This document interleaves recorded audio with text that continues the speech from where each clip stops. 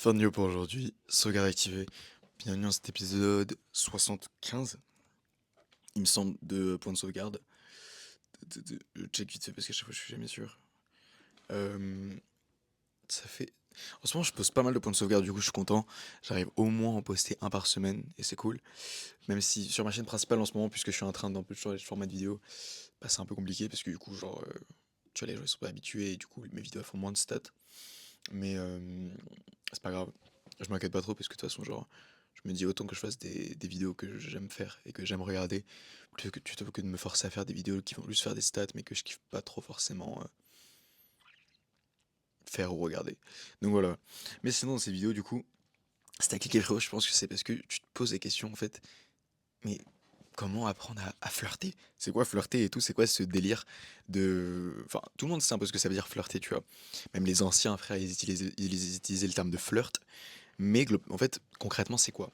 Parce que personne n'a vraiment osé le définir de façon assez claire. Et je trouve ça dommage parce que le flirt, déjà, selon moi, enfin, c'est quelque chose qui se distingue de genre de la drague. Flirter et draguer, seulement, c'est pas la même chose. Euh, la grosse différence qu'il y a, selon moi, c'est que la drague, c'est vraiment, en fait, j'ai l'impression que c'est plus sauvage. Tu vois ce que je veux dire? En mode draguer, c'est vraiment. Même il y a certains mecs qui considèrent la drague comme aller à la chasse, tu vois. C'est-à-dire que draguer, c'est une action. C'est-à-dire que pendant une période donnée, pendant par exemple, la première discussion que tu vas avoir avec une meuf, tu vas la draguer. Tu vas faire en sorte qu'elle s'intéresse à toi. Et pour ça, tu peux utiliser n'importe quelle technique. Tu vois. Mais en gros, draguer, c'est vraiment l'action de faire en sorte que quelqu'un euh, soit attiré par toi, ou faire en sorte que quelqu'un soit attiré par toi. Alors que je trouve que le flirt, c'est quelque chose de plus subtil, tu vois. Parce que pour flirter, t'as pas forcément besoin de draguer. Il y a des gens qui flirtent avec des gens sans les draguer. Je sais pas si c'est clair. C'est-à-dire qu'en fait, le flirt, c'est pas forcément des mots ou des phrases que tu vas dire, mais ça va être plus une sorte d'énergie, de vibe un peu qu'il va y avoir dans la conversation, qui va avoir une vibe un peu flirty. Une vibe un peu flirty flirta, tu vois. Et je trouve que c'est vraiment. Je préfère personnellement ce terme de flirt plutôt que l'idée de draguer, parce qu'en fait, draguer, ça fait vraiment un truc assez lourd assez désagréable en vrai, hein. C'est-à-dire que quand tu dragues quelqu'un, généralement, c'est vraiment en mode ah là, tu vas au charbon pour Kouyoumbaye. Alors que flirter, je trouve vraiment que c'est quelque chose d'agréable. En fait, c'est un peu les slow burns. Pour les gens qui savent pas ce que c'est, les slow burns, c'est par exemple dans les films, tu vois, pendant tout le long du film, les deux protagonistes, genre le mec ou la meuf, tu vois, dans les rom-coms, je sais pas quoi, bah, ils savent qu'ils se plaisent et ils vont flirter tout au long du film pour au final conclure sur, genre, je sais pas, un bisou ou une baise. Et c'est ça un peu que j'aime bien, c'est par rapport au flirt, c'est que c'est quelque chose de subtil qui prend du temps à se développer, contrairement à la drague où c'est vraiment un truc qui bam bam bam s'envoie. Mais même le flirt, il y a des gens qui n'ont pas des définitions très précises de, de ce terme, parce que justement, j'avais regardé justement, plus que c'est un sujet qui m'intéressait beaucoup, le flirt, parce que c'est en rapport avec la communication et en rapport avec un peu tout l'aspect social aussi des êtres humains, c'est lié beaucoup à ça. Et bah ça m'intéressait beaucoup.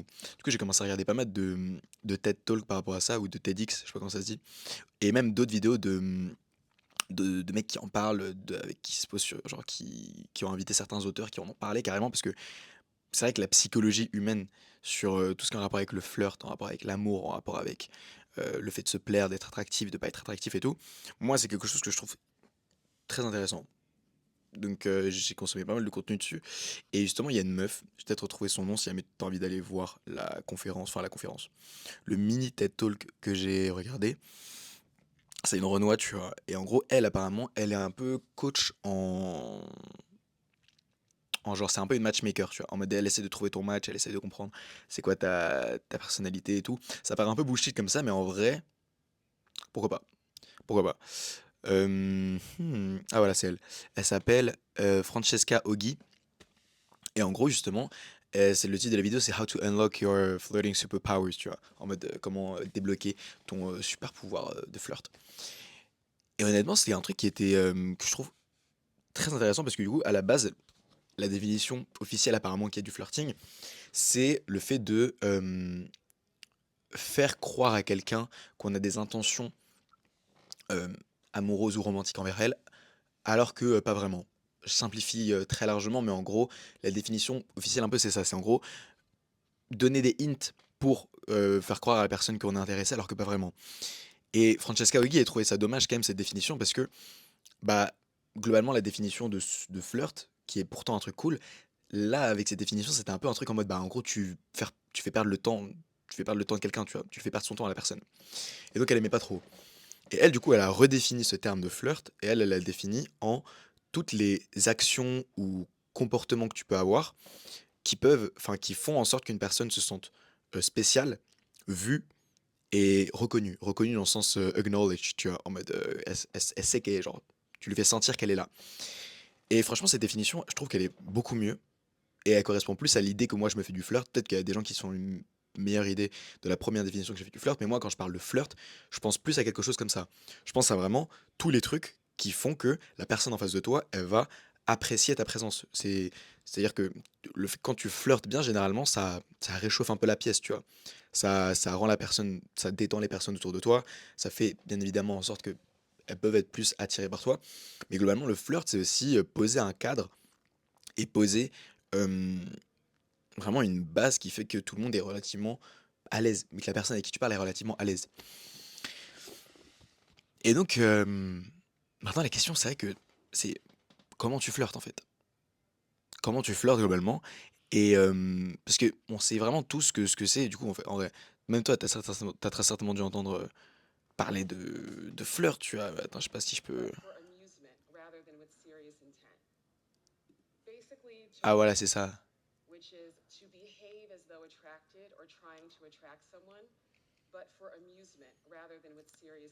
Ah voilà, ça la définition qu'elle avait. C'était en mode, à la base, la définition, c'est en mode se comporter comme quelqu'un qui est attiré par quelqu'un d'autre, mais à des fins d'amusement ou pour, genre, pour s'amuser, tu vois. C'est ça, hein. Attends. Ouais, faire semblant d'être attiré, ou essayer d'attirer quelqu'un, mais pour s'amuser. En gros, c'est un peu un truc de fils de pute, vu comme ça.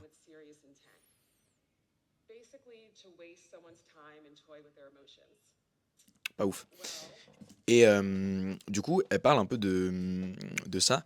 Et honnêtement, en ce moment, je suis aussi en train de lire un livre qui s'appelle Super Communicateur. J'en ai parlé dans un épisode de Point de sauvegarde il y a un petit moment. Et je me suis procuré du coup IRL, tu vois, je suis en train de le lire en ce moment. Et du coup, c'est un livre de Charles Duhigg et du coup, ça s'appelle Super Communication. Et il est très intéressant. Moi, j'adore un peu les trucs qui sont vraiment, qui mettent un peu en évidence les trucs qui font qu'on communique bien entre nous, les êtres humains. Parce que je trouve personnellement que la communication, c'est un peu la base de tout. Parce que si les êtres humains, on a pu devenir une société intelligente, si on a pu développer des relations plus complexes que les autres animaux, si on a pu prospérer jusqu'à maintenant, je tends à croire que c'est grâce aussi à la communication. Et je continue de penser que la plupart des choses qui vont régir ta vie vont être liées de près ou de loin à la communication. Le dating market, tu vois, quand tu vas commencer à avoir des meufs, euh, bah, bien évidemment, tu vois, tu vas devoir communiquer avec elles et à quel point tu communiques bien avec elles, ça va peut-être déterminer aussi le succès que tu auras avec elles. Quand tu chercheras un taf, tu devras passer des entretiens d'embauche, tu devras communiquer avec un patron. Tous les jours, tu devras communiquer avec tes collègues, avec tes trucs, pour faire des tâches, pour trier des trucs et tout. À l'école, tu communiques avec tes profs, tu communiques avec tes potes, tu communiques avec ton proviseur, qui tu veux. À la maison, tu communiques avec ta famille, donc peut-être que si jamais tu communiques mieux, tu auras une relation plus saine avec eux. Partout en fait, quand même quand tu vas chercher du pain, tu communiques avec la boulangère, quand tu vas chercher ton grec, tu communiques avec le kebabier. Tout dans notre vie fait en sorte qu'on communique avec tout le monde. Et selon moi, comprendre ce qui faisait qu'une interaction sociale ou communiquer avec quelqu'un était plus bénéfique que d'autres, ça m'intéressait beaucoup. Alors là, attention, c'est vrai que j'ai dit que mes interactions étaient plus bénéfiques que d'autres, mais en vrai, est-ce que le terme de mauvaise interaction, il serait pertinent dans ce cas-là? Peut-être pas, tu vois? Mais on peut pas nier le fait qu'il y a des interactions qui sont considérées comme plus agréables que d'autres, hem et c'est ça un peu moi qui m'intéresse, c'est que qu'est-ce qui fait en sorte que quelqu'un aime parler avec toi? Qu'est-ce qui fait en sorte que tu arrives facilement à devenir pote avec le boulanger de ton coin pour faire en sorte qu'il te fasse des réductions sur un croissant si jamais tu es en galère, tu vois?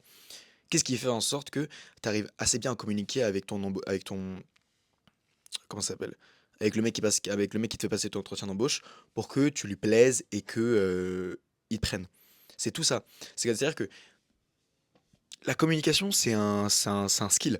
C'est un truc que tu peux développer, mais c'est avant tout quelque chose, enfin, genre, c'est vraiment genre quelque chose selon moi de très important. Et en vrai, si pour répondre à la question d'avant, en mode oui, est-ce qu'il y a de la mauvaise communication? Oui, en vrai, ouais, je pense, hein. Si jamais tu sais pas bien communiquer avec les gens, selon moi, ta vie, elle sera moins bien que quelqu'un qui sait communiquer. C'est-à-dire que si jamais tu sais pas bien communiquer avec les gens, frère, tu auras du mal à parler correctement ou d'une certaine façon aux meufs. Là, encore une fois, je parle pas de genre changer de perso pour plaire à des gens, je parle juste vraiment, toi en tant que tel, à quel point est-ce que tu arrives à bien communiquer avec les gens. Et après, je définirai un petit peu qu'est-ce que ça veut dire selon moi bien communiquer. Mais si jamais tu communiques pas bien avec les meufs ou avec ta propre meuf si t'as une meuf, bah soit t'arriveras pas à te poser, soit si t'es en couple et que tu communiques pas bien avec ta meuf, bah vous allez casser, tu vois.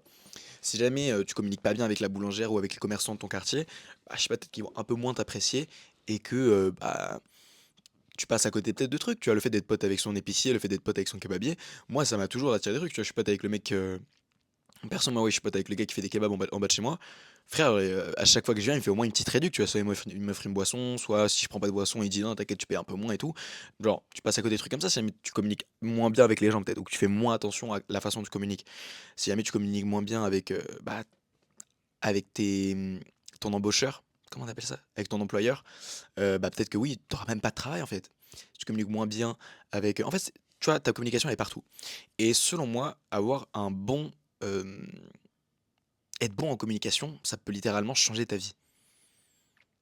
C'est-à-dire qu'avant, enfin, je suis pas toujours un mec un prime en termes de communication, tu vois? Mais je pense qu'au fur et à mesure du temps, je communiquais mieux avec les gens.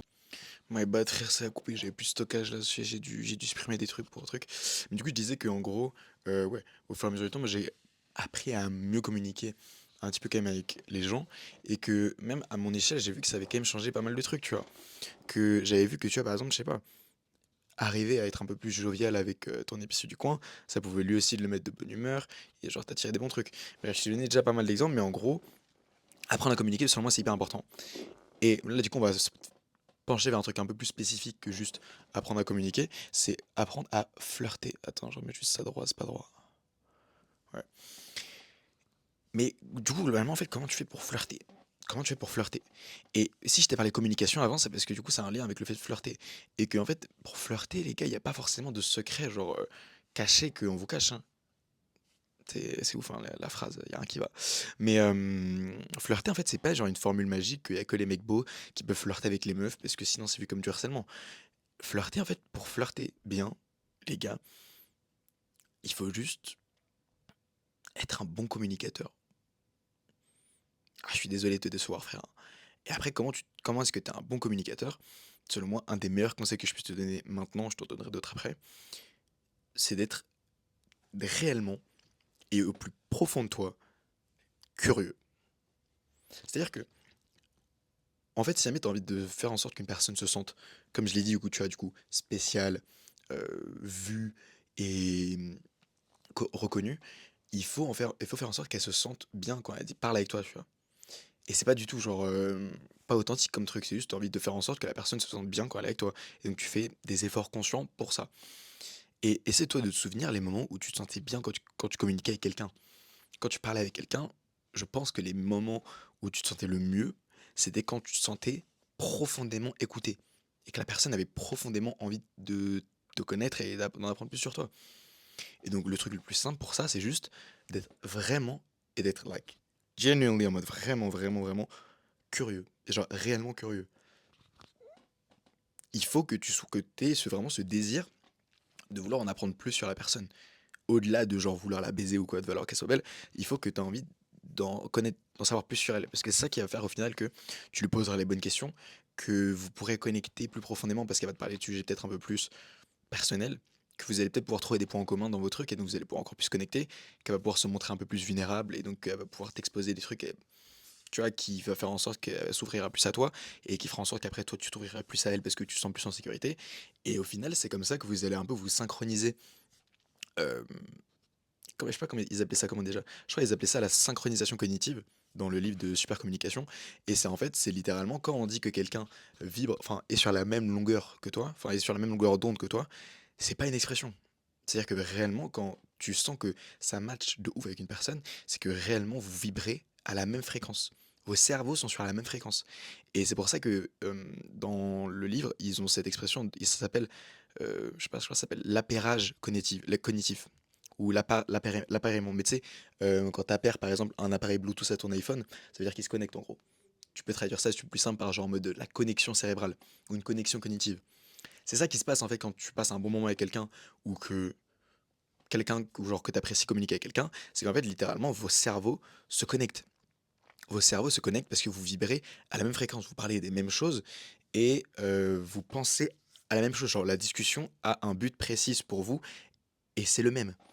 Et c'est pour ça, au contraire, que quand tu communiques avec quelqu'un et que tu sens que ça accroche pas du tout, c'est parce que vos cerveaux, ils sont pas du tout sur la même longueur d'onde. Parce que toi, par exemple, tu penses à connecter de façon émotionnelle avec la personne, essayer d'en apprendre plus sur son vécu, sur sa famille, sur son expérience, sur tout ça, tout ça. Et l'autre personne, elle pense de façon beaucoup plus rationnelle, tu vois. Elle pense, par exemple, je sais pas, à des solutions en mode, elle pense à des trucs beaucoup plus concrets que toi. Le meilleur exemple de ça, c'est genre, j'en ai déjà parlé dans un épisode précédent, mais il commence à dater un peu. C'était par exemple que imagine, tu rentres chez toi, tu vois. C'est Charles Duhigg qui en parlait dans un podcast avec Chris Williamson. Et il est rentré chez lui, tu vois, et en gros, son boss lui cassait les couilles à Charles. Il lui pétait les couilles de baiser, et il était très émotionnellement investi dans ce cassage de couilles. En mode vraiment, ça le faisait chier, son boss le faisait chier. Et sa femme, du coup, en réaction à ça, bah, elle lui donne des trucs, des conseils rationnels. Et lui dit, bah chérie, tu sais quoi, je vois que tu dis de la merde sur ton patron, essaye d'aller discuter avec lui, enfin, propose-lui de déjeuner avec lui demain, euh, et vous pourrez discuter de ça et tranquillement, tu vois. Et Charles, en fait, au moment où sa femme elle lui a dit ça, c'est une super solution qu'elle a proposée à sa femme. Excellent. Discuter d'un problème à deux, comme ça on peut trouver un point d'intérêt commun et on arrête de genre de cracher dans le dos. C'est super. Mais Charles, à ce moment-là, ça l'a fait chier. Ça l'a fait un peu chier, la réflexion de sa femme. Pourquoi? Parce qu'en fait, à ce moment-là, il n'avait pas forcément besoin de trouver une solution.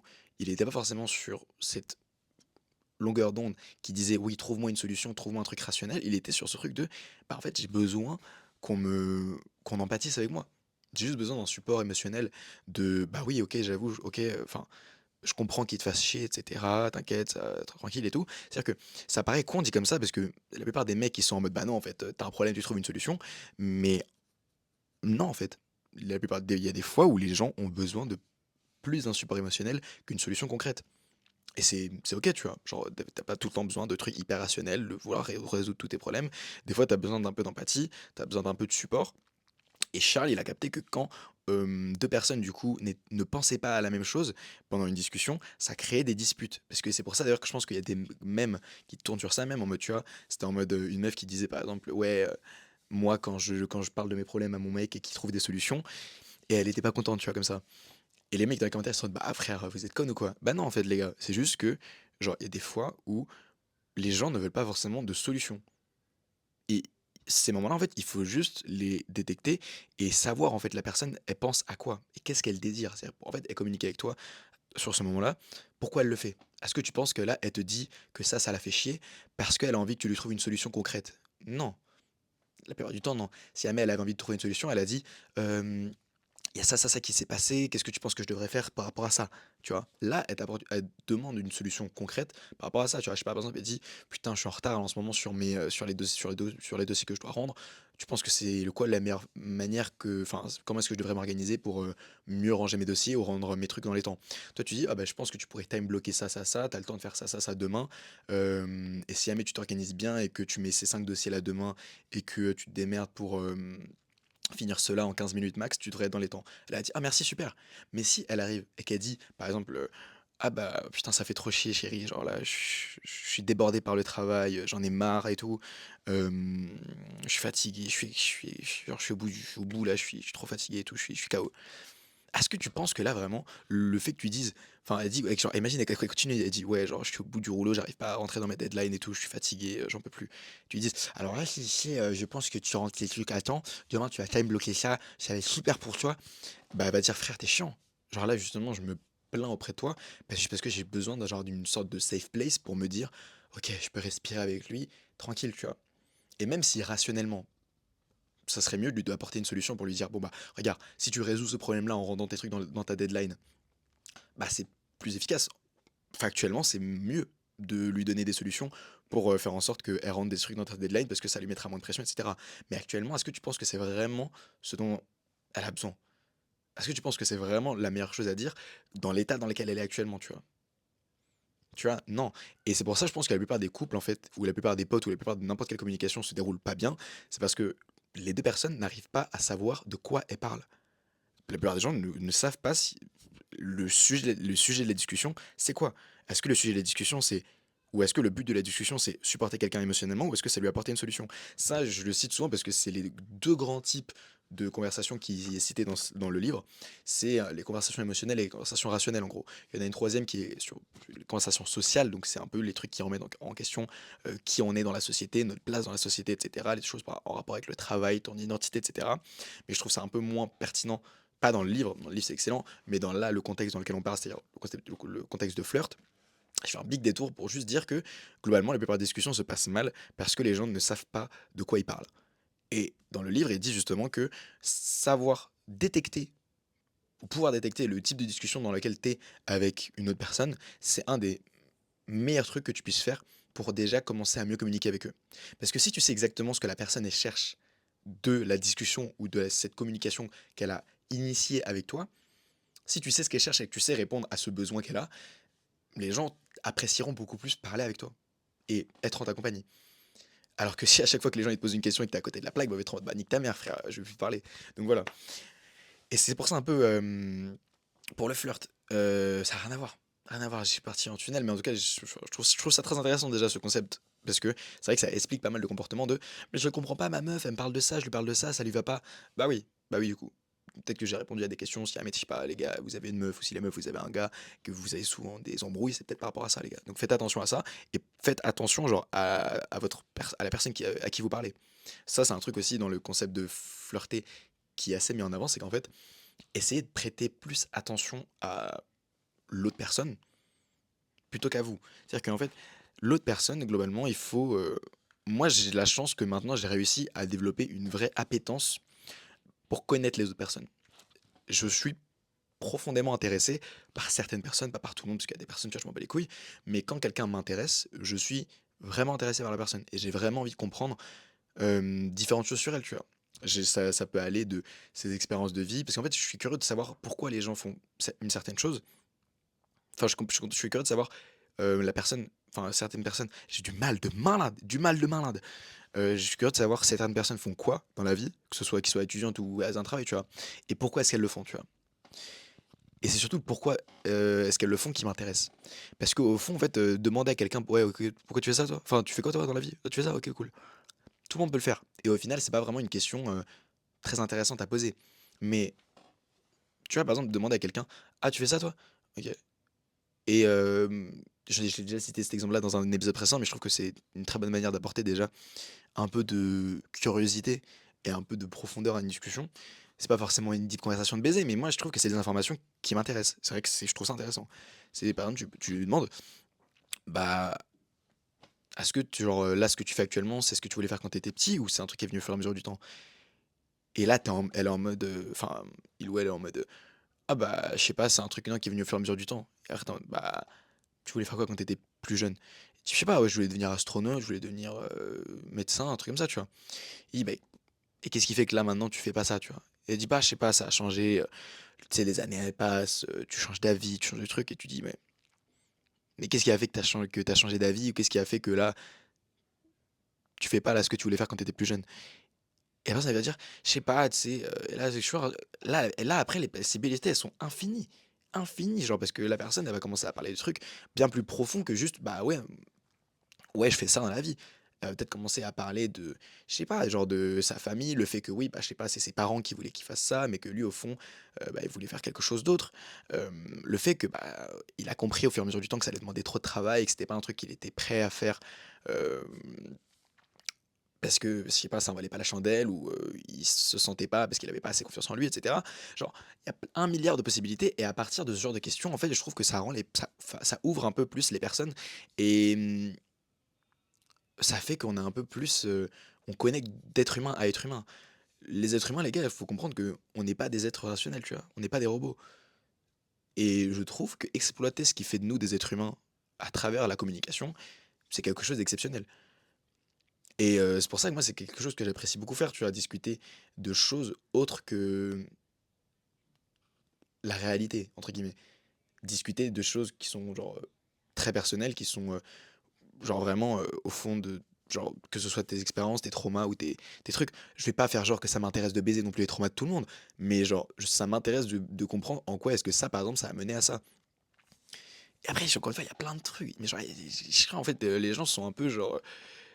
Moi, je suis vraiment curieux de savoir qu'est-ce qui a fait en sorte que quelqu'un, par exemple, ait abandonné son rêve de devenir astronaute pour finalement faire de la finance. Est-ce que c'est vraiment juste c'est un rêve d'enfant qui est passé comme ça, ou est-ce que c'est vraiment ce truc de, bah en fait, non, j'ai compris que je pouvais pas le devenir parce qu'il s'était passé ça dans ma vie, etc. Et je trouve que de poser ce genre de questions, déjà, je trouve ça un milliard de fois plus intéressant. Et ça remet aussi en perspective un petit peu le concept de small talk. Les small talk, pour ceux qui savent pas c'est quoi, en gros, c'est les petites discussions de merde, tu vois. C'est les discussions que tu as au bar, les discussions que tu as dans les événements quand tu connais un peu personne et tout. Et il y a un gars qui a fait une vidéo dessus que je trouvais très intéressante, c'est une vidéo, hein. C'est une vidéo que je trouvais très intéressante. C'était un gars qui disait justement que, en fait, dans les small talk, on n'a pas forcément besoin de poser des questions qui nous intéressent pas. Pourquoi cette convention sociale de c'est un small talk, donc c'est une petite discussion de merde à un événement, c'est forcément des questions du genre t'as quel âge? Bah ouais, ouais, ça c'est vrai que c'est quand même important à poser une question. Mais genre, c'est forcément des discussions du genre tu fais quoi dans la vie? Oh t'es arrivé quand dans cette ville? C'est peut-être des questions conventionnellement importante, mais au fond de toi, est-ce que c'est un truc qui t'intéresse chez la personne? Bien évidemment, je te dis pas de poser en mode oui, bon, et toi sinon ton père, est-ce qu'il te battait quand t'étais petit, quand t'étais jeune et donc ça lead à un trauma qui fait que maintenant t'as peur de la rejection? Genre, si je te demande pas de poser ce genre de questions, mais je te demande juste d'essayer de, au moins essayer vraiment, de t'intéresser profondément à quelqu'un d'autre que toi. La prochaine personne, je sais pas, prochaine meuf, parce que là, du coup, on parle de flirter, mais ça peut être quelqu'un d'autre, mais la prochaine meuf où tu vois que t'as l'air, qui a l'air intéressante, parce qu'elle est belle ou quoi que ce soit, je te blâme pas du tout, frère, va chercher les meufs qui sont belles pour toi. La prochaine fois que tu vas checker une meuf que tu trouves belle, essaye de t'intéresser profondément à elle. Essaye d'être vraiment curieux de elle, c'est qui? En tant que personne, c'est qui? Bien évidemment, comment est-ce qu'elle s'appelle, c'est quoi son âge et tout, mais essaye d'aller chercher vraiment les trucs de. Moi, je te dis, frère, c'est un peu les trucs qu'ils citent dans le livre. C'est si jamais tu as envie d'engager une discussion un peu plus intéressante que les discussions de base, généralement, le plus facile, c'est de parler soit de ses expériences, soit de ses valeurs, soit.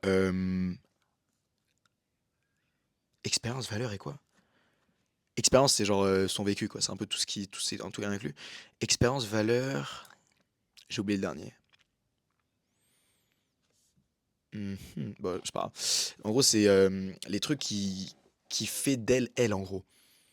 Parce que, en fait, il y a des caractéristiques qui font que, genre, quelqu'un est quelqu'un, et je trouve qu'on les cherche pas assez, ou on les met pas assez en avant chez quelqu'un. C'est-à-dire que si jamais tu connais l'expérience, slash vécu de quelqu'un, ses valeurs, et ce genre de choses, tu vois, je pense que tu connais mieux la personne qu'une personne qui dit, oui, bah, je sais que cette personne a tel âge, qu'elle s'appelle comme ça, qu'elle travaille dans ça, qu'elle a fait ça comme étude, etc., tu vois.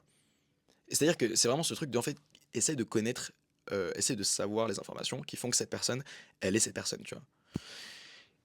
Et du coup, pour flirter, en vrai, enfin, on va revenir au flirter, parce que là, je suis vraiment parti sur la communication en général, et je sais pas si c'était très intéressant, mais en rapport avec le fait de flirter, c'est-à-dire pour faire en sorte que quelqu'un se sente profondément attiré par toi, en fait, je te dis que l'attirance physique, euh, bah, enfin, le flirt, enfin, l'attirance physique a sa place dans le flirt. C'est-à-dire que tu peux être un très bon flirteur si jamais la personne te trouve absolument repoussant, mais à un point où vraiment elle peut vomir. Malheureusement, frère, le flirt, ça va être compliqué. Parce que selon moi, en vrai, dans le flirt, selon moi, il doit quand même avoir un peu cette dimension d'attraction. Et même si jamais tu peux faire en sorte que la personne soit attirée par toi, uniquement via ta communication, ça va être un peu plus compliqué. Mais après, tu peux quand même suivre les conseils et voir si ça marche, hein. Je crois que j'ai déjà fait ça, j'ai menti, c'est pas vrai. J'ai jamais une meuf qui, je sais pas. Mais bref, euh, c'est mieux quand même que la personne soit attirée par toi physiquement d'abord. Et généralement, parce qu'en fait, si jamais tu commences à flirter avec la personne, mais que la personne elle est off, elle aura pas trop cette appétence pour te connaître toi. Et donc il y a moyen qu'un peu ce truc qui se proportionne entre vous deux et que ce soit un peu bizarre. Mais je sais pas, je sais pas. Euh, En vrai, c'est globalement tout, hein. J'ai rien d'autre à dire. Les trucs, en vrai, en conseil genre, enfin, plus précis là, je crois que j'ai pas grand chose frère en fait. Parce que moi je voulais juste te dire que genre, pour bien flirter, il suffit de bien communiquer. Il suffit de faire en sorte que la personne elle se sente écoutée et que la personne elle se sente sécure avec toi et qu'elle se sente bien. Et selon moi, déjà, en fait, si jamais t'arrives déjà à faire en sorte que la personne, elle se sente bien avec toi pendant que tu parles avec elle, et qu'en plus de ça, elle est relativement attirée physiquement par toi, selon moi, c'est déjà la base du flirting. Et il y a de fortes chances que Dolo partie, tu vois. Donc en vrai, flirter, encore une fois, c'est pas une formule magique, c'est pas un sort que tu jettes sur quelqu'un en mode ah, je flirte, tu désires. Non, c'est un processus, tu vois. C'est un processus, c'est un truc qui permet de d'un petit peu quand même, tu vois, genre ah mais c'est ça, en fait, c'est ça la dimension peut-être que j'ai oublié, c'est quand même que en fait quand tu flirtes avec quelqu'un, il faut quand même que tu lui donnes des indices sur le fait que tu sois attiré par elle. Et après tu peux lâcher des phrases un peu en fait flirter et lâcher des petites disquettes à gauche à droite, c'est un peu drôle, tu vois. Moi c'est ce que je faisais, tu vois, avec des meufs, c'était en mode je sais pas.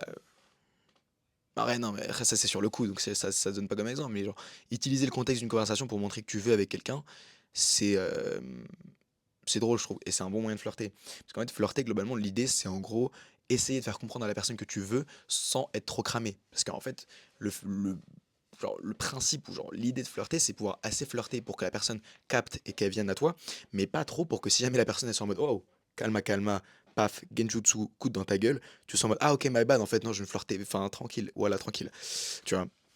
Donc, c'est un peu une sorte d'équilibre et c'est un truc qui prend un peu de temps parce que c'est, tu vois, je l'ai dit, tu vois, la communication c'est un skill et puisque le fait de flirter c'est de la communication, bah, le flirter c'est aussi un skill.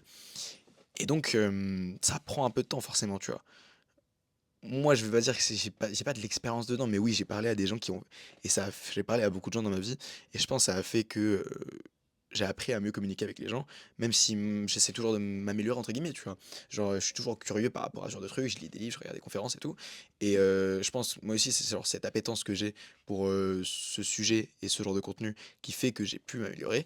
Mais tu te demanderas, je pense, enfin, quand tu demandes à des gens qui communiquent bien dans la vie de tous les jours, des trucs comme ça, comment est-ce qu'ils ont fait, ou des gens qui s'expriment bien, la plupart ils disent que c'était pas inné, tu vois, et que quand ils étaient au collège et tout, ils étaient super timides.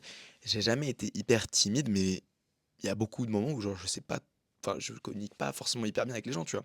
J'ai beaucoup de trucs, beaucoup de faux pas et tout. Au final, c'est pas que c'est mal, mais c'est juste que ça rend l'interaction plus bizarre, quoi. Donc voilà. Mais donc si du coup, franchement, frère, ouais, du coup, conseil simple pour apprendre un peu à flirter avec les gens.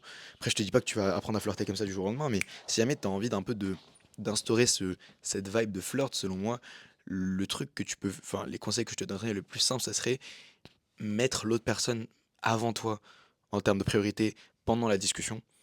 Essayer d'être profondément curieux envers l'autre personne pour essayer d'en apprendre vraiment sur elle. Si jamais t'as vraiment envie d'en apprendre sur elle, si jamais t'as pas envie d'apprendre des choses sur la personne, c'est que la personne bah, va se faire enculer en fait.